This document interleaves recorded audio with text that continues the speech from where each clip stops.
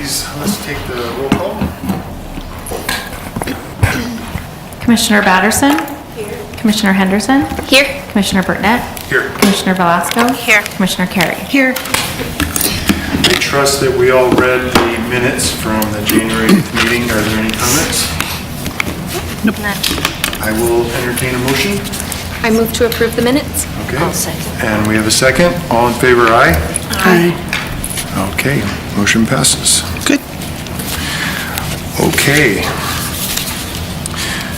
Mr. Posada.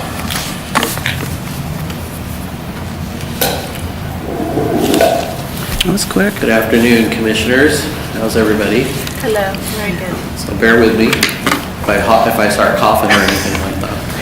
So today is changing of the chairs. So normally we'd have a big ceremony, cake, and all that kind of stuff, but we decided to play it down a little bit this year because I know Commissioner Burtnett doesn't like, big pomp and circumstance. But, on behalf of staff, we'd like to thank Commissioner Burtnett for his leadership this past year, being involved, coming out to our staff events and activities, being there representing the commission. So even though the council has yet to appoint new commissioners, based on the ordinance, you will continue in your roles until such time as the commission or the council appoints new members.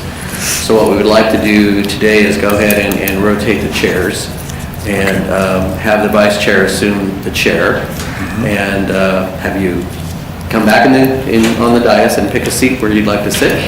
And based on the rotation, Commissioner Carey is up for chair, so if you'd like to take the chair seat from Commissioner Burtnett, and Commissioner Batterson will become the vice chair based on our rotation system. So in the unlikely occasion that Commissioner Carey can't fulfill her duties at a meeting, then you'll be taking over at that time.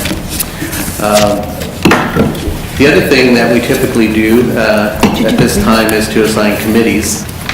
However, I think that would be best delayed until we do have the appointments from the council. So we'll delay that. We were notified today that council appointments will be delayed again. We hoped that they would be done at the next council meeting, but apparently they'll now be delayed until the 19th. Is that, you remember the date, Sheila? There was no date given. Wow. So based on that, welcome to the 2019 commissioners. You'll be serving out your terms, so thank you very much.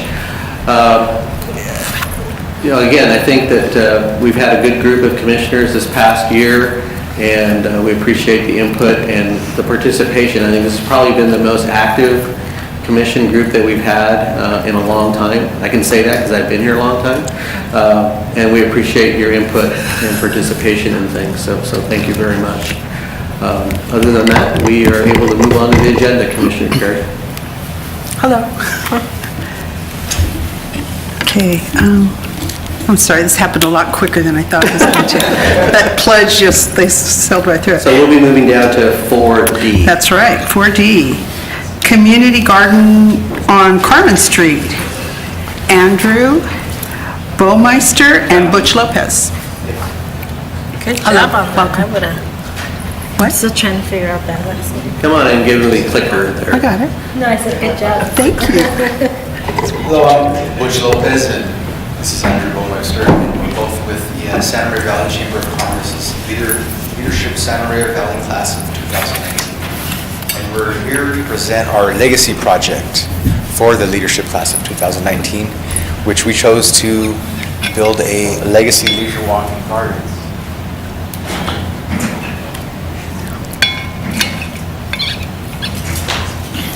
Located at West Carmen, where West Carmen runs into the railroad tracks in the south. West Carmen, yeah, near the railroad tracks, right near the police station, right by Williams Homes. You can see it, there's a city map on the ground over there. Yeah, so Commissioner Henderson's school is directly across the street and up the block a bit. Jimenez. Yeah, it's right next to it. We're here to recommend that the Recreation and Parks Commission approve the Santa Maria Valley Chamber of Commerce Leadership Class of 2019's Legacy Project, Legacy Leisure Walk, and Community Collective Garden. The background: since 2013, the Recreation and Parks Department has identified art, cultural facilities, open space, and picnic areas as strategic park and facility objectives. The Legacy Leisure Walks project's goal is to provide a walking path, benches, trash receptacles, irrigation for plants, electricity, and community gardens. Discussion. The Leadership Santa Maria Valley class would like to bridge the community by providing local access through an integrated park, facility, and trail system. The LSMV class of 2019 has organized a group of individuals who are working together to provide the community a public space that will foster community health, education, connect with nature, and overall well-being. This will be a space created by the community of Santa Maria, leaving a legacy for all. The Legacy Leisure Walk will provide the community with an area that fosters cultural unity through a cooperative program that creates a quality place that inspires creativity and enjoyment, with opportunities for partnerships to develop cultural art venues. The public can take pride in both the development of the space and in volunteering to tend the community gardens. Our goal is to develop the first phase of the space through the use of in-kind donations of parts, material, labor from local businesses, volunteer hours for planting of the initial plants and trees, and monetary donations from the community to fund the project. Upon completion of our goals, we will hand over the space future development and maintenance to the City of Santa Maria Recreation and Parks Department. The impacts to the community. The Legacy Leisure Walk will be an area that will bring the community together for years to come. It will foster health and wellness, improve the happiness and well-being of the public, and give the community a unique place they can take ownership in. This space will be a legacy for the community. And now we go with PowerPoint here. As we say, through members of Leadership Santa Maria Valley, which is a portion of the Chamber of Commerce, and that's the part that we have now.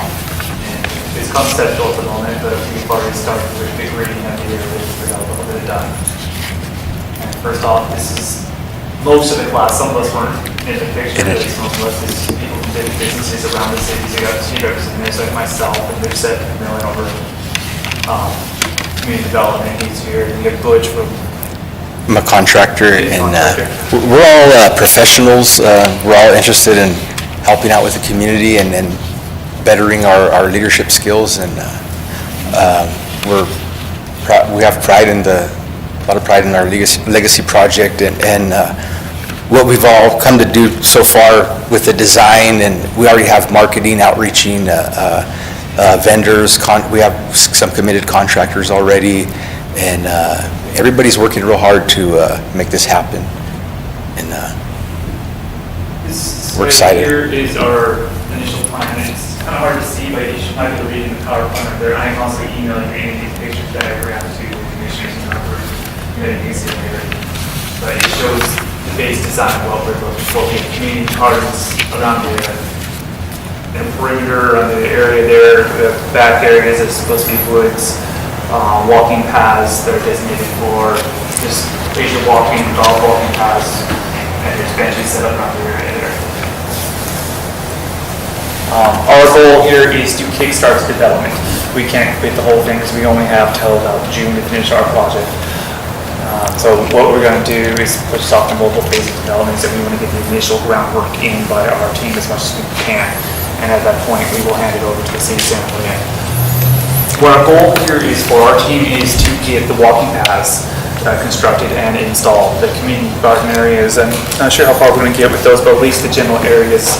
Benches, doggy bag dispensers, definitely the grading, definitely the water and electrical, and then trees and landscaping as far as many trees as we could get, and we're definitely going to spread mulch the whole site and install the DG walking path and run electrical for future bollard lighting. If we get far enough in phase and some in-kind donations, we may proceed with installing bollard lighting if accepted. Yeah, we're going to go as far as we can with limited resources. Yeah, but we already have some generous donations of people pledging to working by in-kind donations. Development phase 2, basically we're saying that the rest of the project, when we're finished, it will be handed over to the city of Santa Maria. And it's up to the city of Santa Maria then to decide how they want to proceed with it. We envision just continuing with more trees and landscaping, just keeping the area well maintained. These are our funding sources. We have volunteers will help with the initial planting of the trees, plants, anything we need in the area. In-kind donations, we'll have Butch talk about maybe some of the ones we've gotten already. In-kind donations, we're already seeking aggregates for the decomposed granite. We've outreached to landscapers and nurseries for trees and planting. And we've already got a plumbing commitment to install the irrigation, grading commitment to fine grade, a commitment to install the decomposed granite path, and our whole team's is committed to mulching the site, grading it, and getting as much planting and trees as we can donated, installed. Yeah, and what we can't make up for is volunteer work or in-kind donations will be done financial donations. I know we at least have, I don't know what the amount was last year, but it was at least 2,000 right now. We're shooting to go as high as we can, and that'll pay for any additional labor or materials for design work or just anything that actually needs to be produced to make the park feasible. The park will also have a kiosk with the labeling the park and listing all the donors and volunteers that helped out build the park. What our goal here is to have members of the community work together. So we're going to have our team, everybody from the community, and we have volunteers come out through a volunteer outreach program, which is already being organized, and have them take part in building and beautifying the area. And so that's why we named the park, at least tentatively, Legacy, just because we wanted the community to build into it and have us have a legacy that we can leave behind for everybody else. That's essentially it. Did you have any questions? All right. Who wants to start? Go back up one. Thank you for the presentation. Thank you. I have a multitude of questions, so I will share the wealth. All right. I'll just check off. And somebody maybe get back. Okay, thank you. To begin with, do we have projects that we can compare this proposal to that exists in Santa Maria? Is there something that I can latch my brain onto, like, oh, this is kind of like we did when...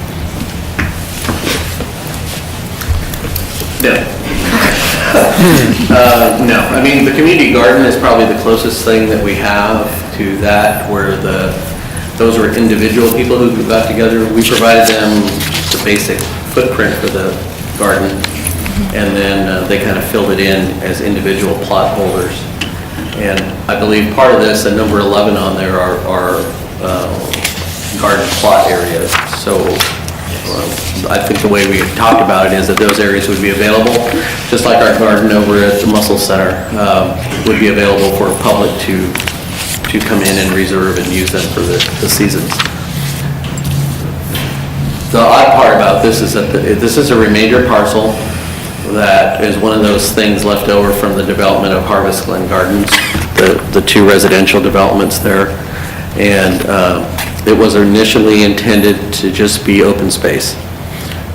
There was a very rough design with some pathways and some tree plantings and those kinds of things. Otherwise, it was just going to be left there. It's part of the landscape maintenance district, the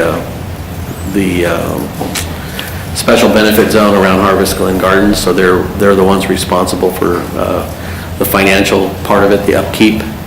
So we tried to keep it as basic as possible. The design that they're presenting here is still pretty much in keeping with what we originally had. The difference here is there's some fruit trees and things involved. You know, we talked about those at Buena Vista Park.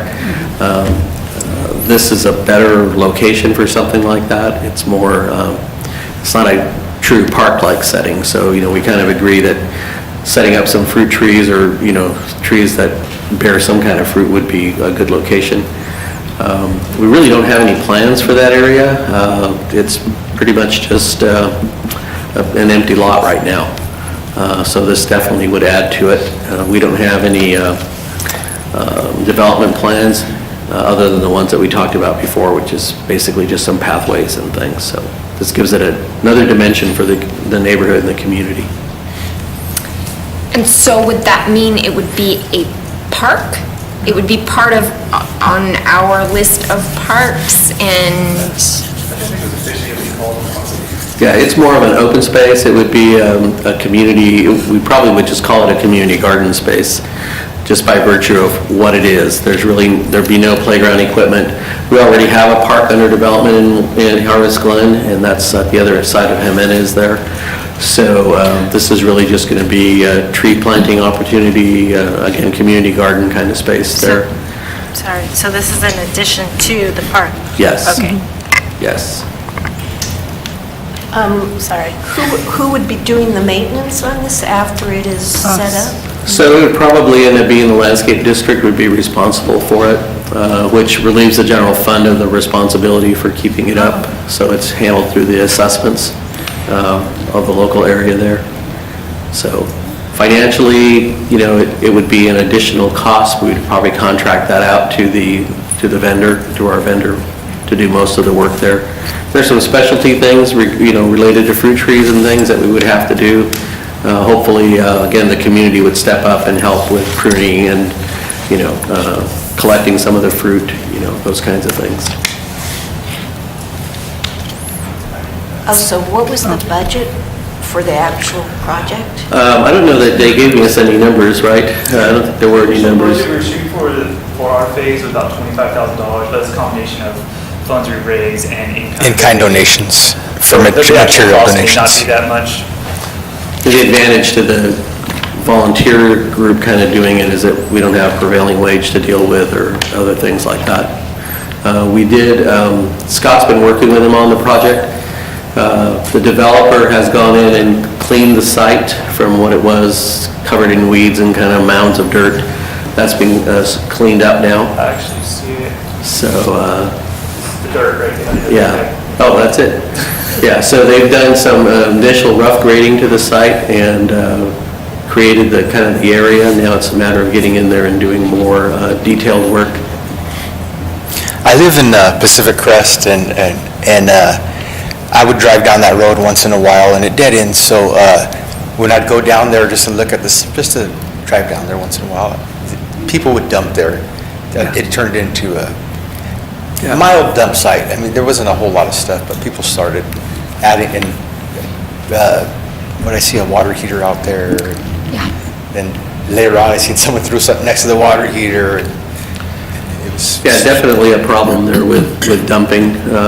Now the site's cleaned up, so it's a little less obvious. Our neighbors to the south is a residential development, which the planned development calls for their... it's kind of hard to imagine here, but there's a hill there from the bottom of the picture that you see on the screen. There's a hill that changes the elevation from ground level to the top of probably about 20 feet, 25 feet roughly. So you're up at the escarpment where the police department building is. That whole area, there's, how many acres, Scott? 100 acres, maybe a little less, 85 acres? That's all planned development. Residential development will be overlooking this area.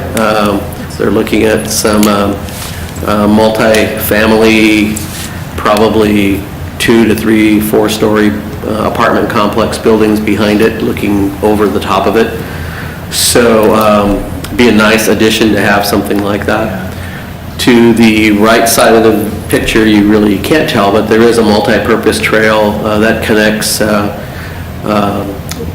Betaravia Road with Carmen Lane, and that will be part of the development above to bring it all the way down to Carmen Lane. So that'll give some access from there. Across the street, there's also a multi-purpose trail that comes over from the Pacific Crest development through Harvest Glen development, and it dead ends into this open space area. So there's good connectivity to it, walking connectivity. Unfortunately, there's no connectivity across the railroad tracks yet. That's still kind of out there as to what's going to happen. But, it is a good connectivity for the Harvest Glen, Pacific Crest, and the other apartment buildings. I don't remember what their name is, Providence, something like that. So there's good connectivity there for that in future development. I have 2 questions. I see that there's an action item on our agenda, so I know that we have to take some kind of action. So my 2 questions are, one, what's our role? Since mainly with the landscape district maintenance, but then beyond that, what's our role? I see Scott's been assessing. And then what happens if June comes when this group finishes and then their phase isn't complete? Are we stepping in, and is that going to be an added cost? Is there going to be some memorandum of understanding where they complete to a certain phase and then we take over? I just want to make sure we're covering ourselves there, because obviously we don't have that resource to complete. Well, I think the action item for tonight is that this is an open space area, so you guys do have the responsibility to oversee it. And so if it is something that you're interested in having done, and they think it might meet a community need, then the action would be that the commission accept the proposal, then staff will go back and work with them on the details. And that would include either an MOU or whatever the agreement is to get it moving forward. Then, we kind of go from there. And to answer your question, like any other project, yes, probably at the end, if there is details that need to be done, we don't want to leave the project undone either. So the landscape district would probably step in and do the remainder of the work that needs to be done. We're hoping to keep it pretty basic. There are a lot of other components that aren't covered in the proposal. The other green dots are, around the area. They're really talking about the main planting area in the middle there, the kind of half moon area and the walking paths to get there. The remainder of the parcel, which is the majority of the parcel that's left, and the hillside will be left up to us to do anyway. Their proposal is very specific to that garden area. Okay, so it doesn't include the whole acreage? Correct. Just this decomposed granite area? Right. looking area. As we get donations, we'd like to try our best to cover the whole site with at least some mulch to give it ground cover.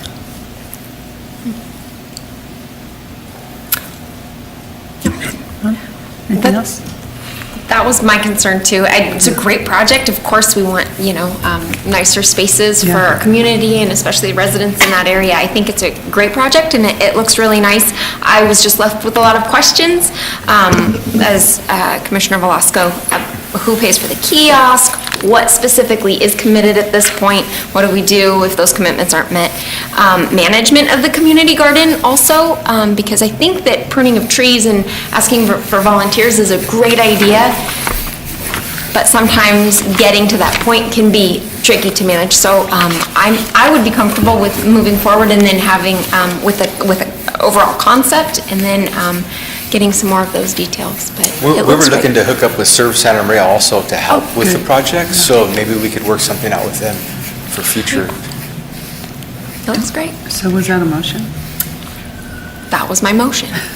You want to repeat it? I'm sorry, I think obviously it's a great idea. It seems like a work's already been started, so I just want to make sure that we get some commitment, right, something of a commitment as we move forward with this concept plan, so. Yeah, so if I heard the motion correctly, and this is probably the easiest way, is that your commission is okay with the concept? Yes. And staff is directed to go ahead and work out the details, and bring it back to you with details down the road when we get those done? That works for me. Yes. Does that sound about right? Yes. Was there a second for that Is motion? there a Second. Okay. Thank you. Those in favor? Aye. All right, sounds great. Thank you so much. So Scott will be the contact, and we'll start working on the details, and we'll bring something back as the group progresses. We'll bring you regular reports, documents. If I could, I have one Thank more you. question. Oh, I'd like to know more about I've never heard of this group. Leadership? No, yeah, no. And the projects, do you take a project every year, Every or? year, there's a project, the group just brings up ideas of projects they can do in the community. Okay. We all vote on one based on feasibility and what interests people. Okay. I mean, this project competed against probably 3 or 4 other projects. Great. And this ended up being the one that, I mean, some of them failed because timeline, and we couldn't do it. Like, we wanted to do something for Dennis, so he wanted some crosswalks painted. And we thought that was a great idea, we were gonna go for that initially, but they were on slurry seal over it, so it seemed not a good idea. Yeah, at the that timing point. wasn't working out. Yeah, so this is one of the alternate ideas that we had competing against it, so we went to this one, and some of the other ones were either budgetary or just not enough people involved, like sometimes it might end up being one person doing a whole project rather than the whole team having involvement, so it didn't make a good idea for a class project. This one, people like because it leaves something behind for everybody to see, and you take your kids there in the future, and be like, hey, we Something helped physical, we helped yeah. start this, and the whole community came together, and it makes someone just come and say, like, hey, we did this. But the classes run through the Santa Maria Chamber of Commerce. They have a class every single year. It's about 20 people, and I went through the city of Santa Maria. They signed me up. They signed up 2 people from the city of Santa Maria usually. We tour various businesses and meet with the different levels of management, and they explain to us their leadership skills and how they achieve their position and what they do to keep up on their leadership. And we've toured so many different industries. It's awesome. I've lived in Santa Maria my whole life. I've passed by Okanite countless amount of times. Always wondered what was inside there. Finally got to see it. Yeah, and just to hear from the people there, and it's very interesting. And we've all learned a lot from this class.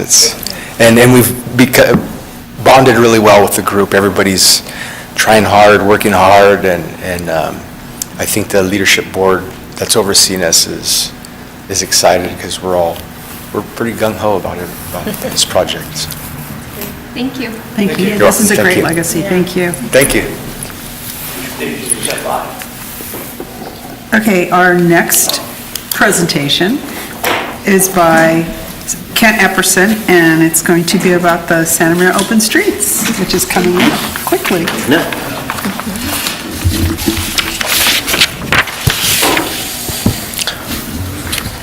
Thank you, Madam Chair and members of the commission. It's, I think, the first time I've ever presented to this body.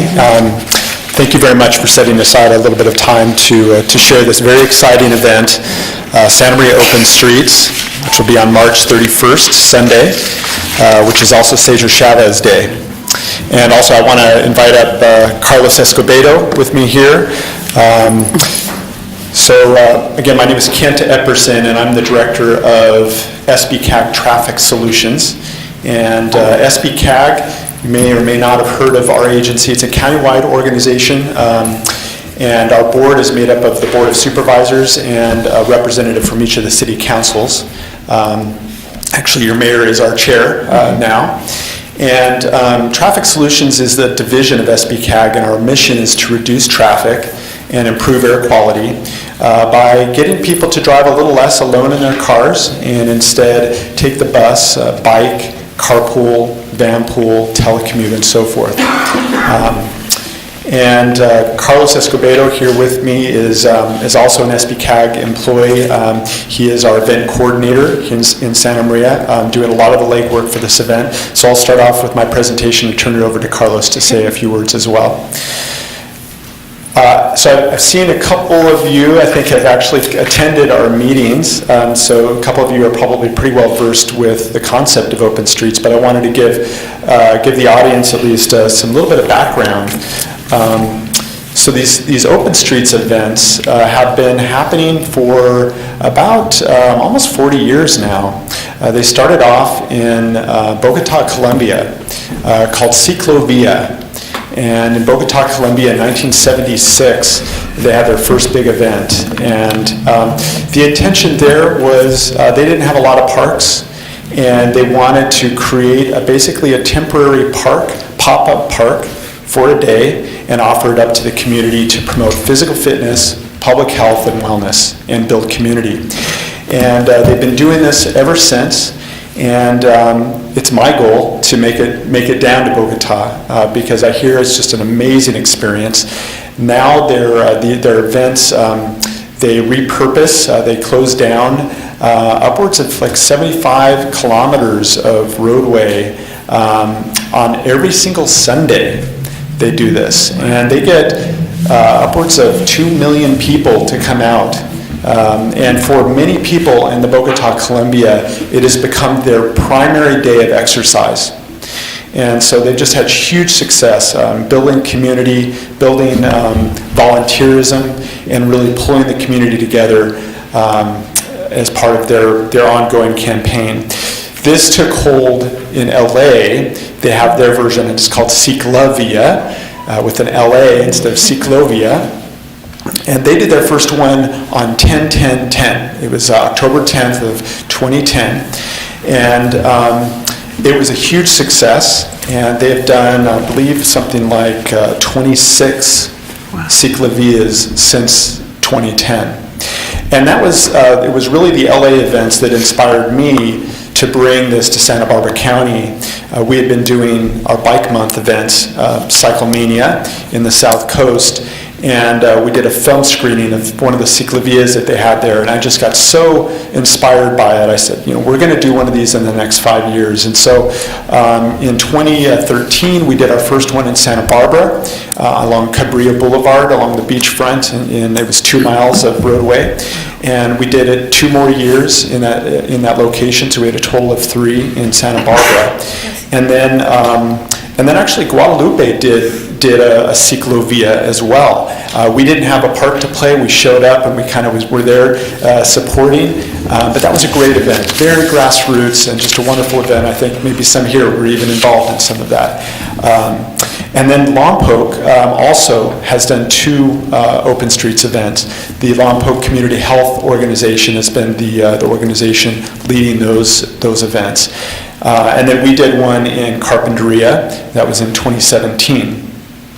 So I've had my eye on Santa Maria for quite some time, and I just see tremendous potential here for this kind of an event, and not just a one-off event. As I started approaching and talking to people in the community in Santa Maria, it felt like there was potential for something that could be an annual event. And so I've been approaching it from that standpoint. So I guess it was about 1.5 years ago, we held a forum, and we invited a number of you actually, I think several of you attended that forum, and just to see what's the reception here. Is there an interest level? And I felt really good after that. We had very good attendance and great ideas. We broke out into groups, and there was some brainstorming about different routes that we might look at. And it was really from that meeting that we formed a stakeholders committee, and that committee has been meeting monthly since the January of 2018. So we've been at this for quite some time, and that committee, the first thing that we tasked that group with was to identify the preferred route. And while I was somewhat maybe hesitant to support the idea of an Open Streets event on Main Street, because I knew that this is a Caltrans facility and it's a major thoroughfare in Santa Maria, that I thought perhaps that wouldn't be supported. But it was really the stakeholders that continue to bring it back to Main Street and really seeing the perfect condition actually that's in place there. It's a traditional downtown street, so it's unlike Broadway where you have kind of big box retail that's far away with big parking lots along the street. This is a traditional Main Street, and that really makes for really great space for Open Streets.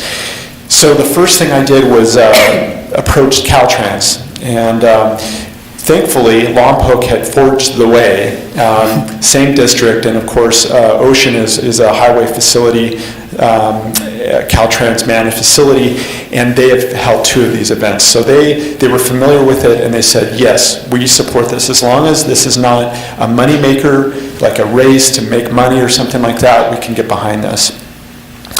So since then, we've been moving forward with the Main Street route. Originally, we were looking at kind of an L-shaped route. the part of it being Main Street from Broadway to Blosser. And then there was another leg we were looking at from Main to Buena Vista Park. After we met with the police department and talked about logistics, it felt like doing the Pine Street segment also, in addition to Main, was going to be a bit more than we could bite off this first year. So we decided to cut that back and just focus on Main Street. So that's how we got to where we are today with this event. And I wanted to point you to this map that we passed out. This is our activities map, and it's been changing by the moment. This is the last version that we just made changes to. And what I'd like to do is just kind of walk from one side to the other side of the event to touch on some of the great activities that have been locked in for this event. I'll just say before I get into this, having done this will be the fifth Open Streets event that I've coordinated over the last 6 years. I have absolutely been thrilled with the level of reception that we've gotten from just about everybody that we've met with. And we have a lot of first times with this event, just in terms of the support from the school districts, the support from the faith-based community, the support from the Recreation and Parks Department, Public Works, the Police Department, from various nonprofits, from the wellness community. So it's been just a joy to get to know Santa Maria in a way that I never knew before, and I'll say that was one of my personal selfish interests in doing an event in Santa Maria, is I feel like oftentimes Santa Maria gets the short end of the stick. And that sometimes those of us that live in Santa Barbara, things kind of focus in Santa Barbara. And so I've wanted, from day one, I wanted to bring this up to Santa Maria, and it's been such a joy to get to know staff and all the wonderful people you have in this community that have really stepped up in a huge way. So we're bracketing this on either side with two kind of fun, adventuresome activities on either end. Starting from Blosser, we've got the BMX show. Team Soil is a group of BMX riders that do tricks and have ramps, and an amazing show. And they've done shows in Lompoc at their open streets. They've done a number of shows at schools for Safe Routes to School programs and Bike to School days. So we decided we would bring that to be a kind of a nice anchor on one side of the route. On the other side of the climbing wall, we have the Pad, your local climbing wall center, and they're going to be setting up a climbing wall, and also they're going to be offering yoga classes too in that area. Moving our way down, you'll see that there's an arts and culture zone, and that's actually placed right there in front of what will be Corazon del Pueblo, the new arts and cultural center that is going to be actually doing their kickoff, their grand opening on the day of Open Streets, right there on the corner of Lincoln and Main Street. So that'll be a big part of that. We'll have a number of other arts and crafts activities. Then you see the running race. The running race is actually something the YMCA came up with this idea. I was a little hesitant at first because we've had some marginal responses with these kind of races, but when it was couched in the way that this is just a race, not non-competitive, just anyone can show up and they can run this thing. It's not charged for fees or anything like that. It's basically just as a community, we're going to run down the route as far as people can make it and run back, and that will be one of the kickoff events. We're going to start off with a press conference. Your mayor will be there, as well as some other dignitaries.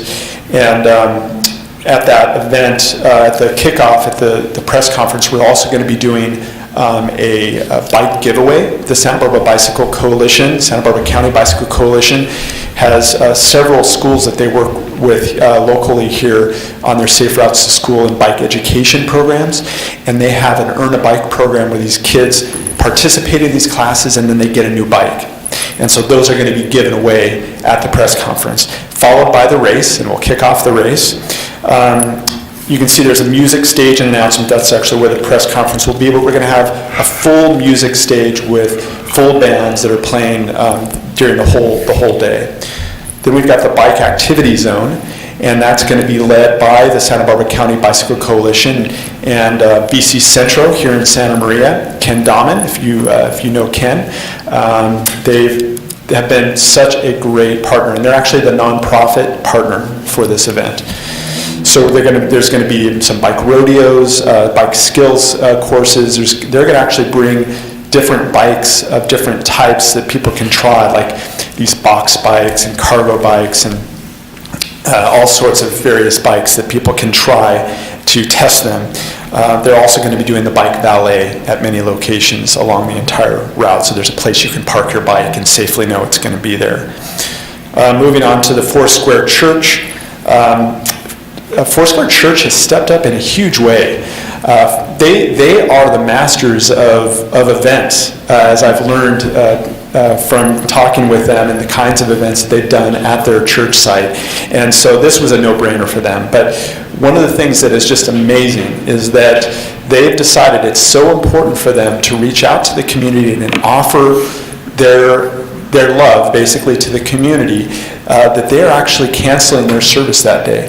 Their service is going to be Santa Maria Open Streets, and they're offering up upwards of like 200 volunteers to help put this thing on. And we need 150 volunteers, we know for sure. So that's a good start.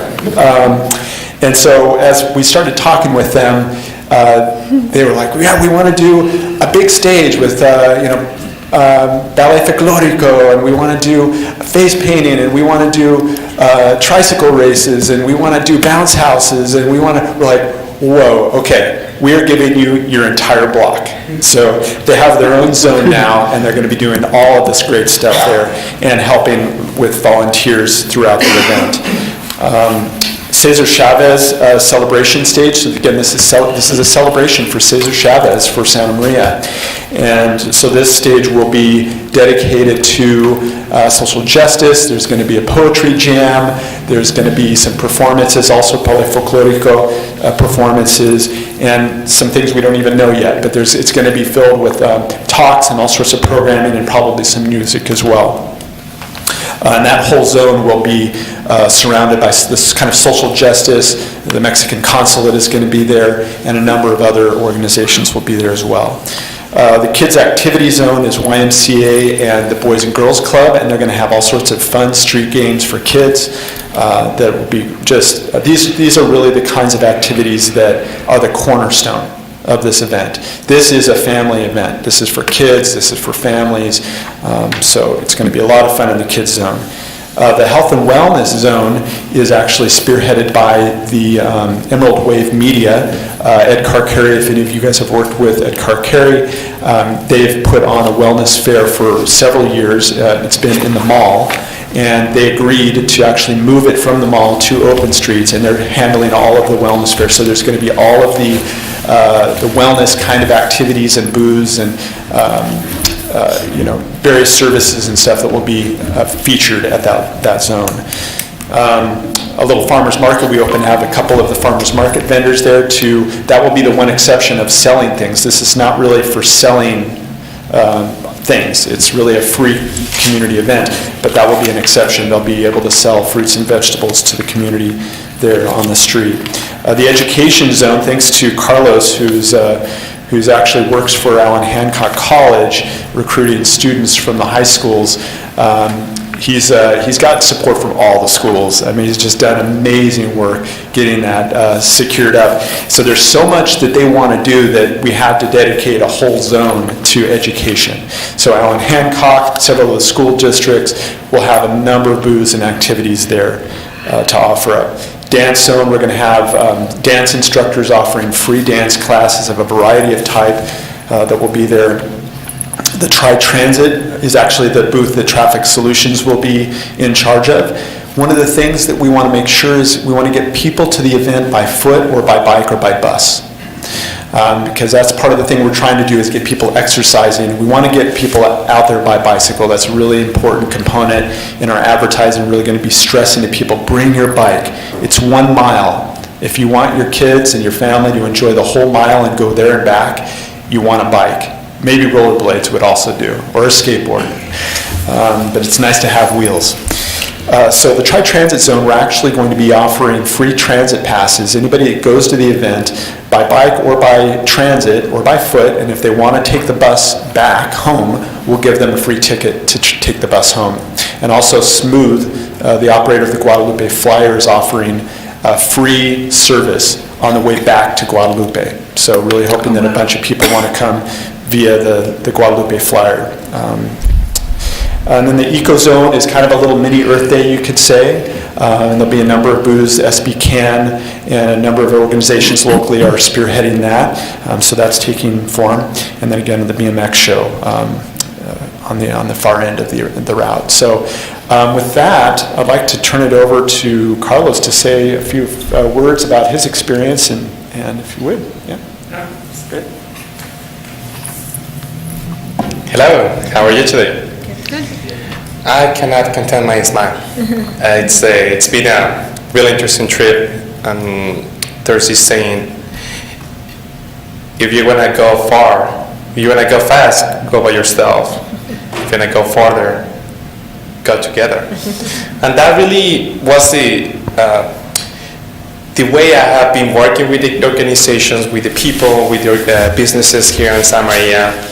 I've been pretty well and really nicely surprised by the support that I have seen from, everyone. I talk about the first thing, and that's the marketing tool I've been using. We're gonna close Main Street. Like, what?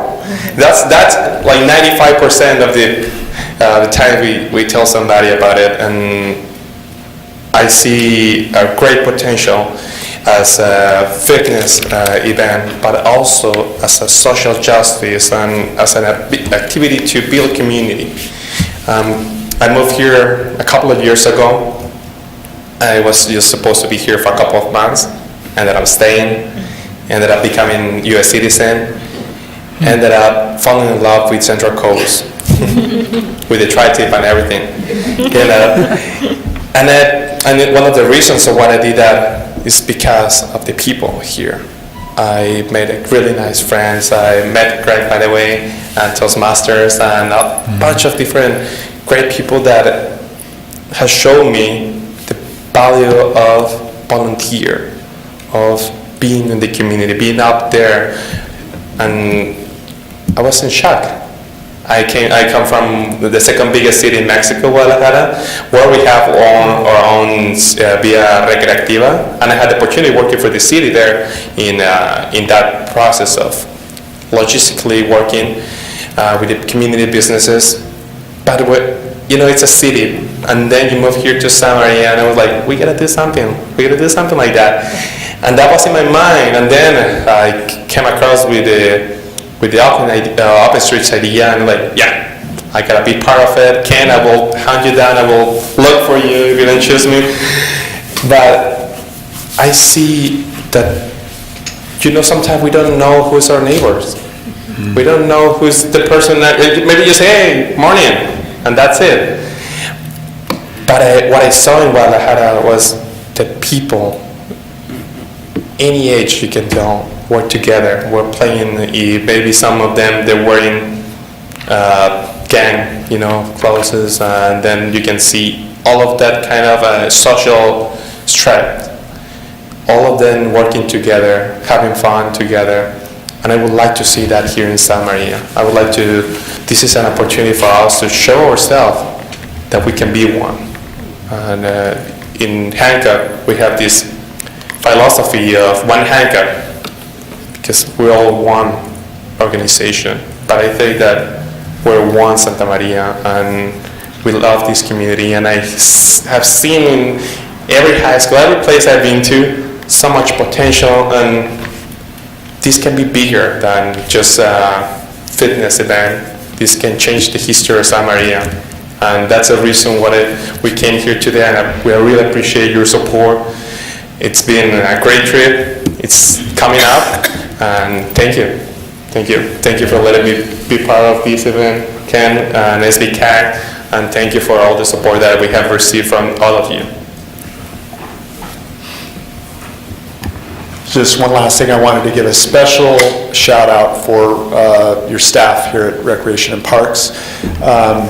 You guys are actually playing a very, very important role, a couple different really important roles that absolutely would not have made it possible without that assistance. So I want to thank Alex and his staff. The traffic management for this event is going to be handled by the Recreation and Parks staff.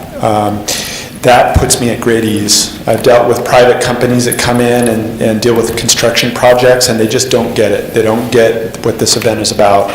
And so I feel much more comfortable with the idea that actual city staff will be helping to close down the streets and do it in such a way that it's graceful, it's safe, and done in a really well orchestrated way. So, and also your Parks Rangers are also going to play an important role. I believe they'll be on bicycle and be a really good, approachable way of offering some safety at the event at the same time as being approachable. I think that's really important at this event. So thank you so much for that support. Thank you. Thank you. This is exciting. So do we have any questions, any comments? Well, I do. May I ask? How is traffic going to be diverted? I mean, there's big trucks driving down that street Sunday. all the time. So that's us? I could probably answer that. We worked with actually the Public Works Department, the city, Santa Maria Public Works Department. They came up with the traffic management plan, working closely with the police department and Caltrans to come up with a plan that would be safe, that would allow for a detour that's appropriate for the trucking industry. So Donovan is actually going to be the detour. So the way it will work is as you're approaching on Main Street, approaching Blosser, there'll be a variable message sign and some other signage basically directing truck traffic to hang a left on Blosser and head up on Donovan and back down over on Broadway and then continue on to 101. Same thing on the opposite end, Broadway. You'll see a variable message sign and signage. That detour will all be signed. Of course, all the road closures and all the intersections are very important as well. We actually will have, as I mentioned, 150 volunteers to put this event on. A lot of those are what we call intersection superheroes. So that we'll have one person on each end of each road closure that will be there to answer questions, make sure that people aren't trying to sneak into the route with their car, and to really be liaisons to the community. The other thing I'll mention about truck traffic is that we'll be working closely with the shippers and growers to give them far in advance notice of this event, give them the detour so that they're not caught off guard. So I think that's the key, is we don't want anybody to be surprised, anybody in the community and the truckers as well. Good. Anything else? Thank you. I'm so excited about this event. It's been on our calendar and we're planning everything around it because it's so much fun. I went to Ciclavia and fell in love with it. The one in Guadalupe was great.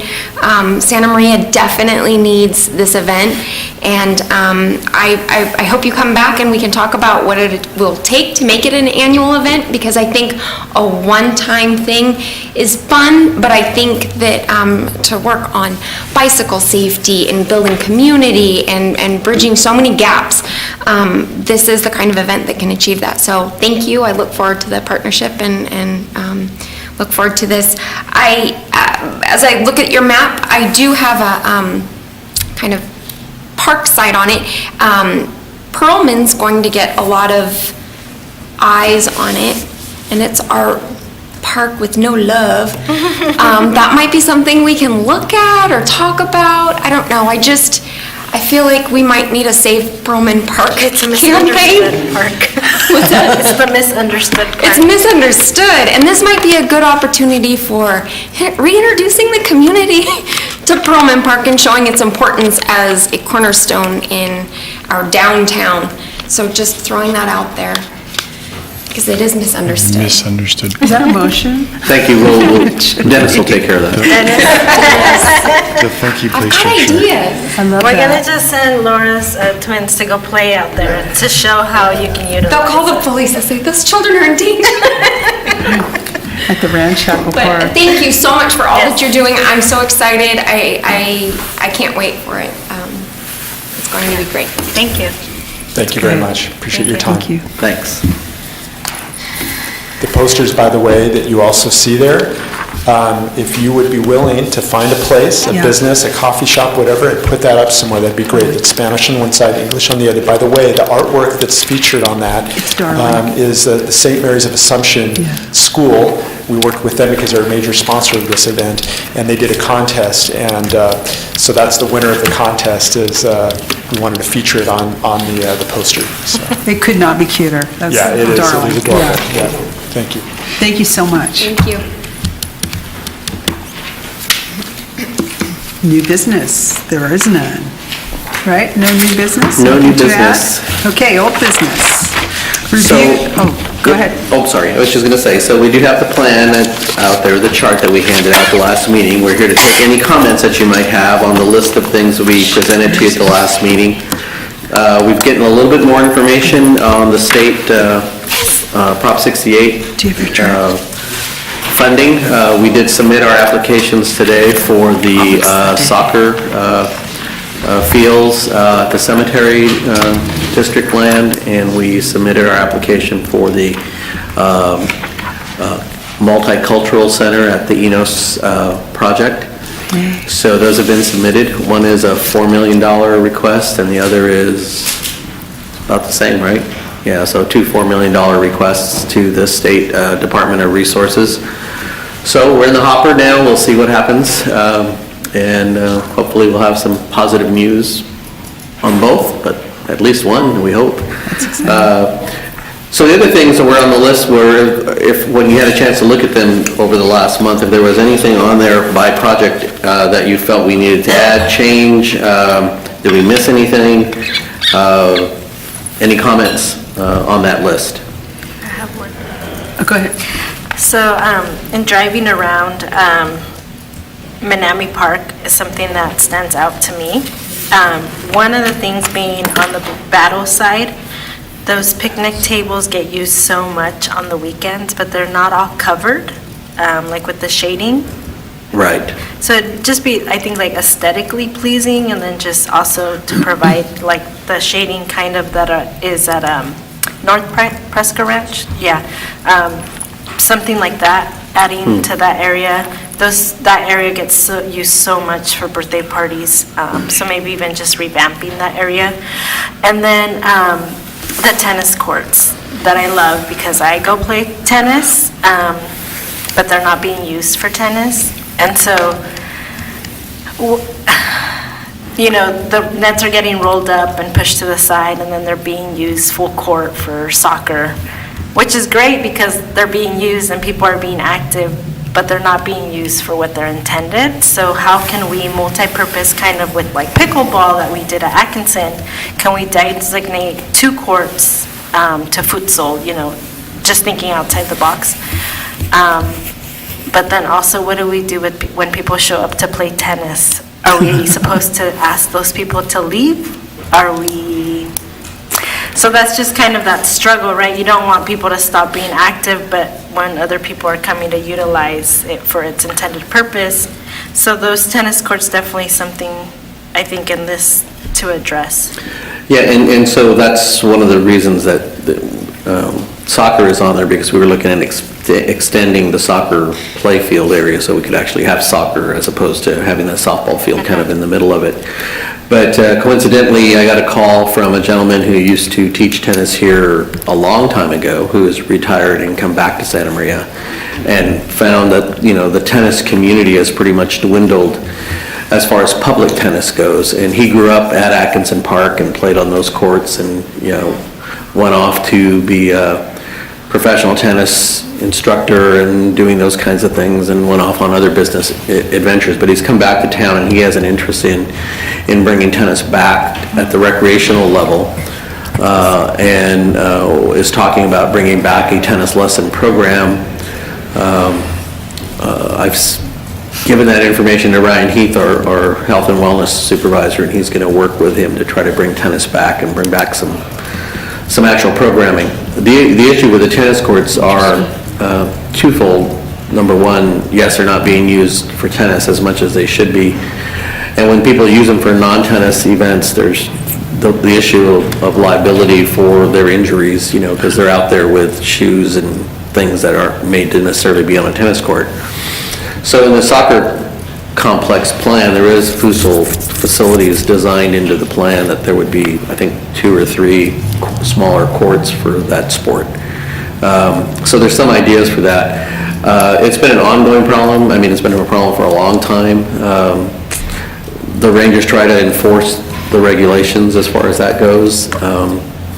But it just tells us that there's a need to maybe change. So if you're going to have futsal, we should build futsal courts. I mean, something that's actually designed for their tennis courts being used for futsal are not safe. I mean, that's not what their intent is.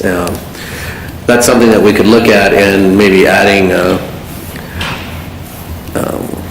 some court space somewhere.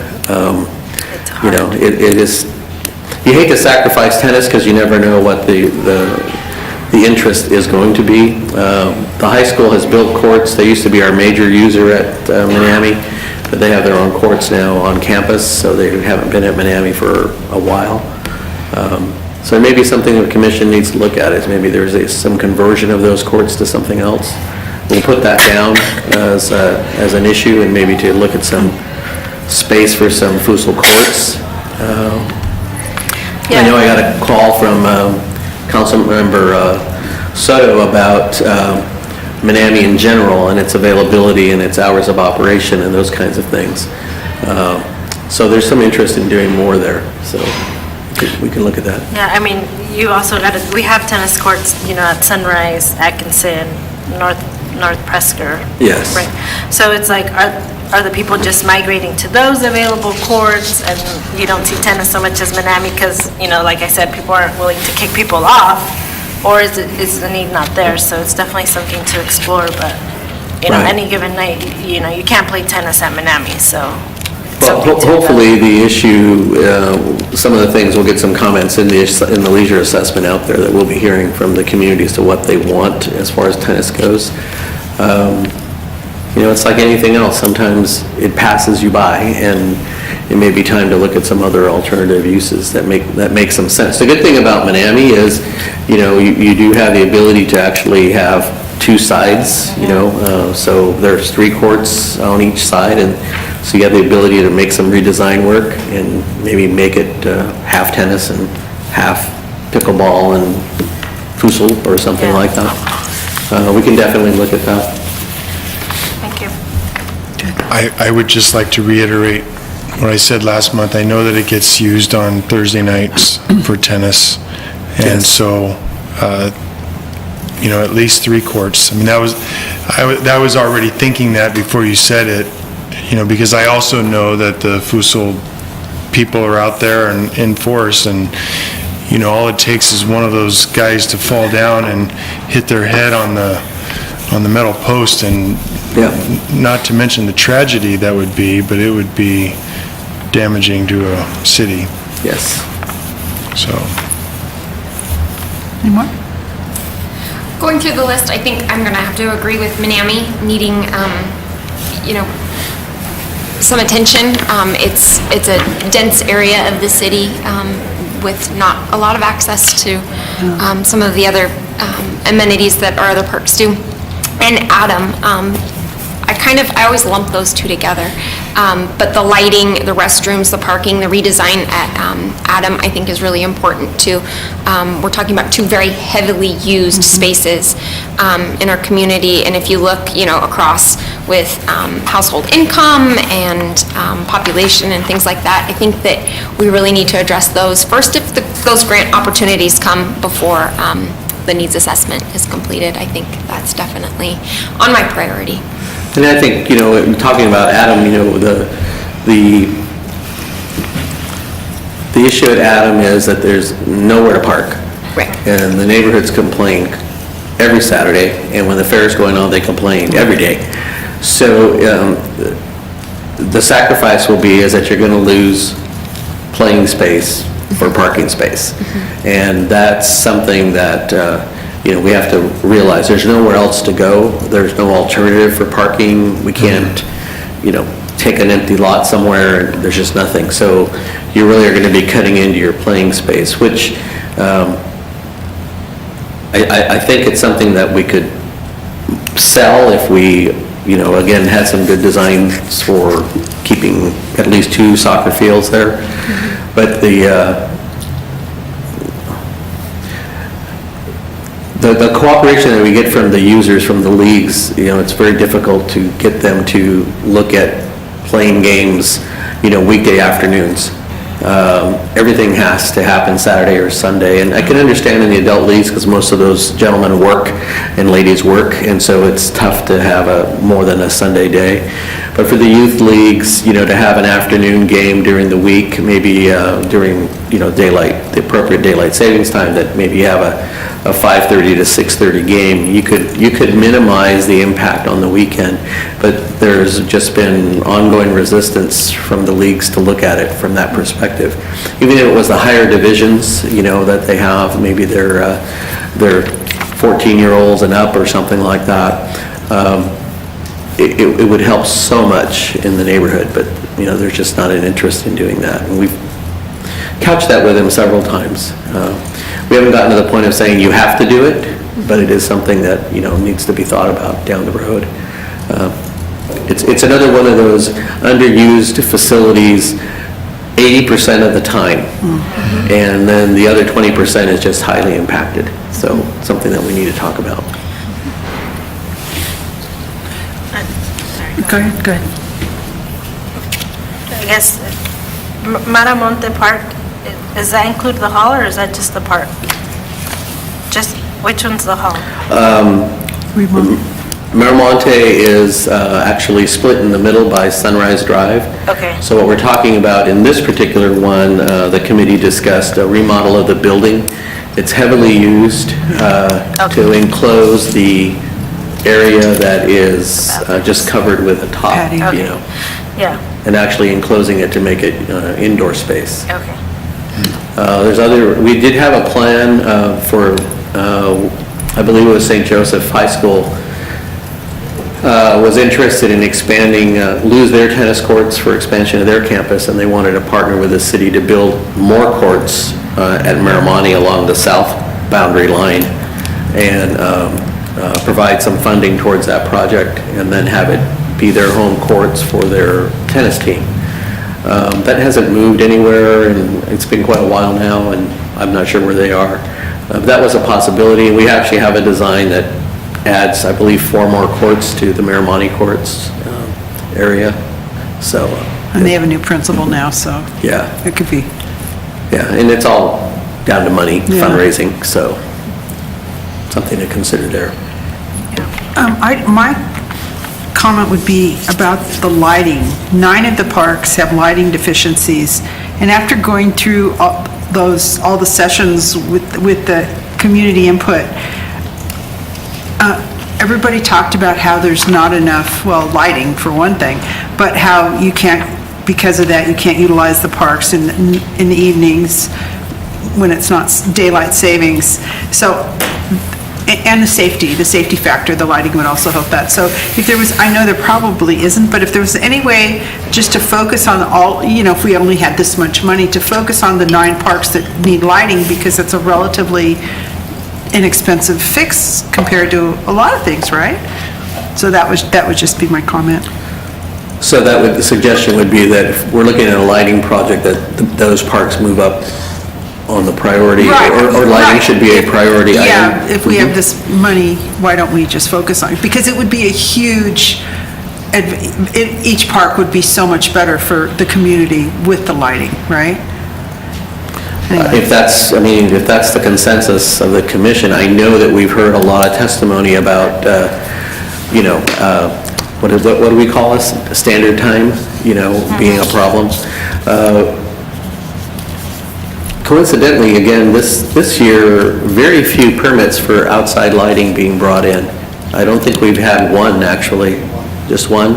We used to have that issue at Crossroads Basin, and I've not seen any light towers there the entire time. I'm not sure why, but yeah, I think lighting continues to be an issue.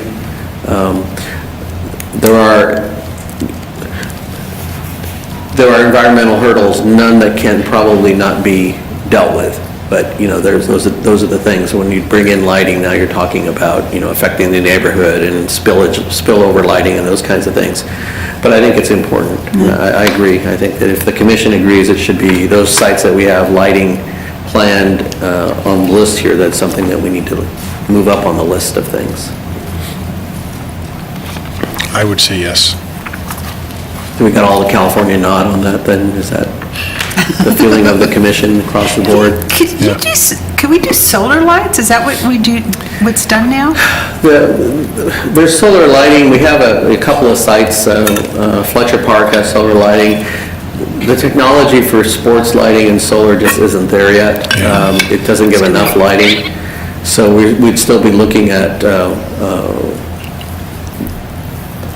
sports lighting either at what we could consider a practice level or competitive level. I mean, that's where, those are the only two levels you have.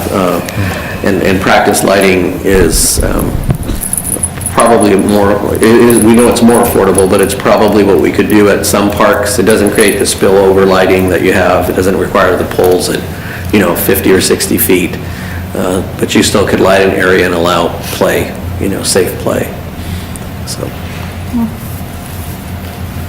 Is that it? Anyone else? Nope. Alrighty, so then this is going to become the list. We'll rework it with the lighting suggestions. We'll make those the priority ones. And we'll start looking out there at funding. There's a meeting March something, I forget, that we'll be going to hear what the state parks requirements are going to be. And we'll see where we go from there on projects. Okay. Informational reports. Budget update. With 58.31% of the year complete, the Rec and Parks Department is 7.41% under budget. Well done, Dennis. Yeah. Wow, that's a record. It will change next month. Yes, we're working on that. It's getting ready for summer with lifeguards and our safe and strong staff and equipment and supplies. Expected to be probably closer to maybe 3 or 4% next month. So another, not really kind of budget, in between budgets. So we did, Dennis has worked hard to get the Measure U budget request prepared for the department. And so basically what the city plans to do is to take the departmental budget requests, move them forward to the council to get their blessing on what's proposed in the budgets from the various departments. And then those items would be incorporated in the mid-year budget adjustment, which would be in July. So we wouldn't see any significant budget changes until the July budget adjustment. In those areas, from our perspective, we made youth programs the priority in keeping with that of the Mayor's Youth Task Force guidelines. So you'll see things in our proposal that include some additional staffing to support the efforts of the task force. There is a transportation element there, again, to address one of the critical issues that we hear from youth and from the groups that are involved in the task force is getting youth from point A to point B. I'm not sure exactly what that would look like, but probably some kind of a limited van kind of transportation from maybe between the youth serving facilities like the Boys and Girls Club, the Youth Center, the Y, any other group that wants to kind of be in a kind of a loop, kind of a system. Looking at pretty much a beta test kind of thing and doing like a Friday, Saturday night kind of a thing. Making those vehicles available to do other excursion kinds of things. We're real limited in transportation right now. We have 2 vans, so we're proposing that we would add another 2 and staff to drive those so we could take kids out of the area on excursions and those kinds of things. So those are in the works. The Safe and Strong All Year Long program is part of that budget, that we would continue with that program and maybe even look at some expansions of that program during the school year, well, all year long, including summer. Then there would be, we're also looking at, not sure exactly where it would fall into, but some quality of life programs like our graffiti abatement and shopping cart retrieval programs, those kinds of things, looking at some changes in those programs. Those have yet to be submitted, but those are the kinds of ideas we're having. So we'll see how things go. We'll let you know. As we hear, you'll hear. So.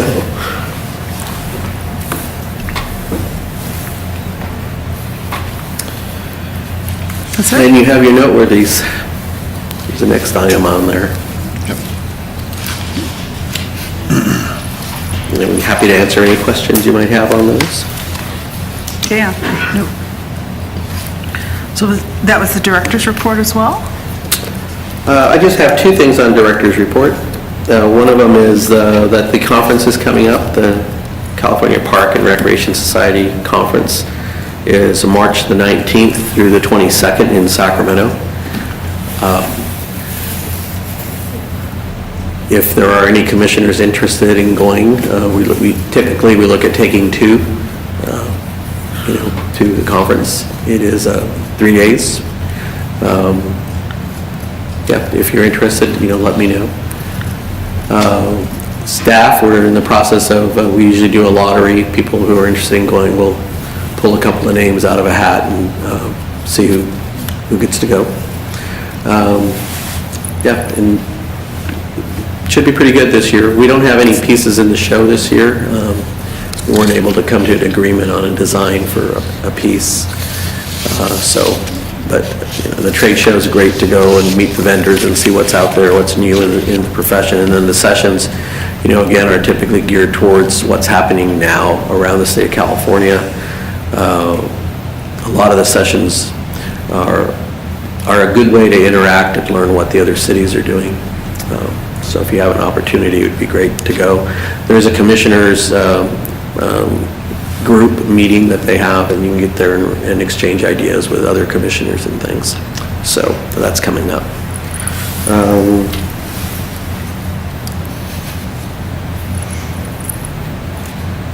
I believe that's it for me. Thank you.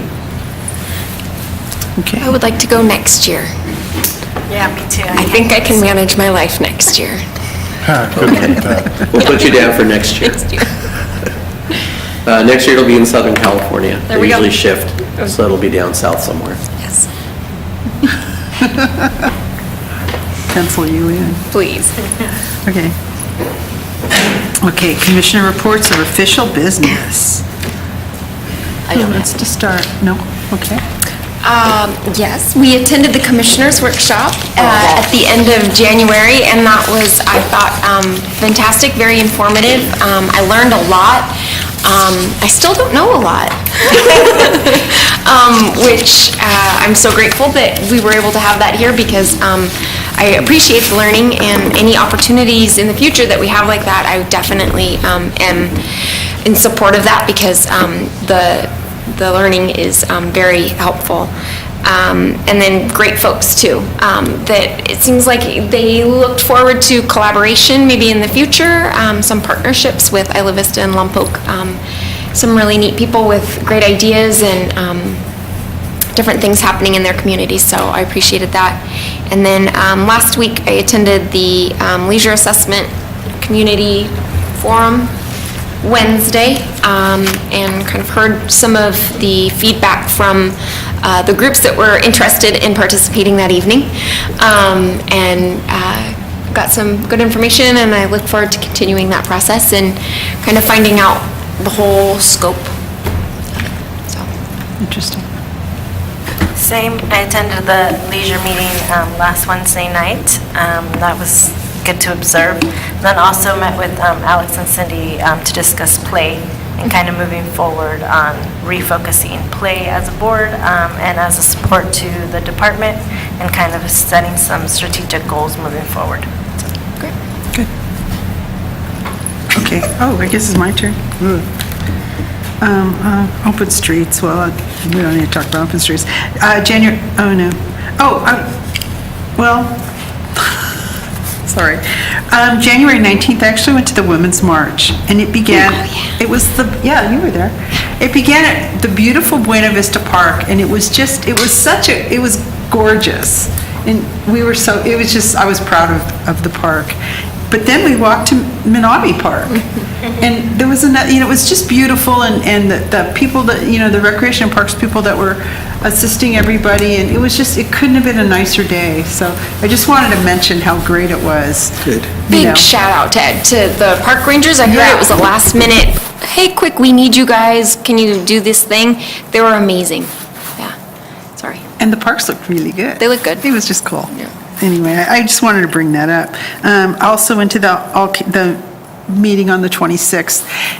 It was really eye-opening. I learned a lot, but I loved talking and meeting with the people from the other parts of our county.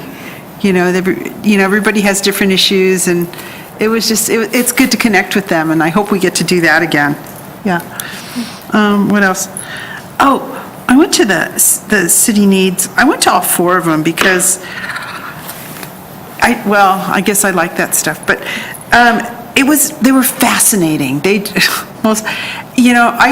In my previous life, I ran political campaigns, and the first meeting, it was the pickleballers, and I thought, wow, they're really well spoken. And the second one, it was the pickleballers, and I'm thinking somebody wrote these people a campaign. I was and by the third meeting, because they were so organized, and I mean they were good. I would have written it just like that, and I did really good ones. But they were fascinating. And then the meeting on Friday morning, what do they? Green Play.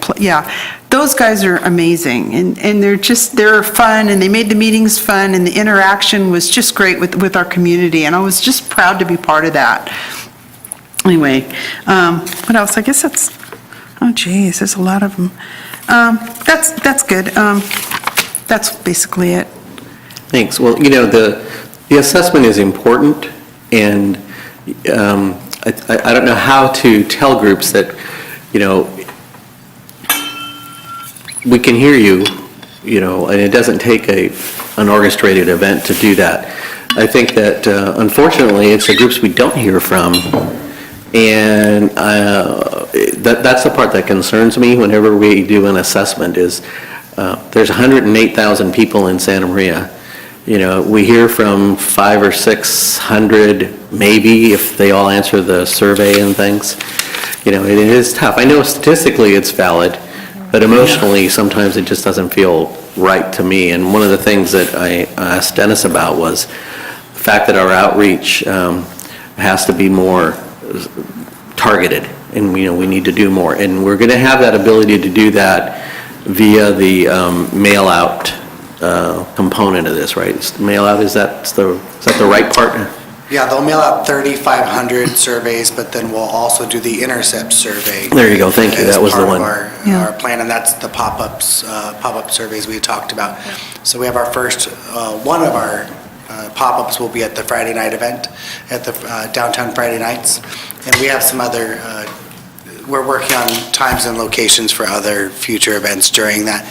We'll have it available in both English and Spanish.